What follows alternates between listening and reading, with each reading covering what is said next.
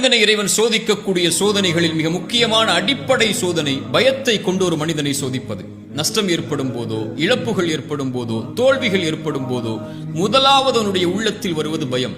அந்த பயத்தை எதிர்கொள்ள முடியாமல் தான் அவன் பாவங்களை நோக்கி சென்று ஏதாவது ஒரு வழியில் தப்பிக்க வேண்டும் என்று முயன்று அவன் தன்னை நஷ்டத்தில் ஆட்படுத்திக் கொள்கிறான். மீண்டும் இறைத்தூதர் ஸல்லல்லாஹு அலைஹி வஸல்லம் சொன்னார்கள், ஷைத்தான் 3 வழிகளில் இறை நம்பிக்கை கொண்டவனை பயமுறுத்துவான். இறை மார்க்கத்தை ஏற்றுக்கொள்ளும் போது வந்து சொல்லுவான், தந்தையின் மார்க்கத்தை விட்டு முன்னோர்களின் வழியை விட்டு செல்கிறாய் என்று பயமுறுத்துவான்.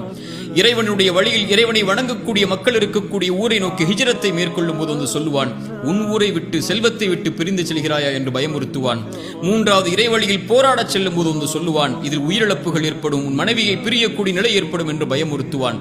இந்த 3 பயத்தையும் உடைத்தெறிந்து யார் இறைவழியில் போராடி மரணிக்கிறாரோ அவருக்கு சொர்க்கத்தை இறைவன் கட்டாயமாக்குகிறான் என்று இறைத்தூதர் ஸல்லல்லாஹு அலைஹி வஸல்லம் சொன்னார்கள்.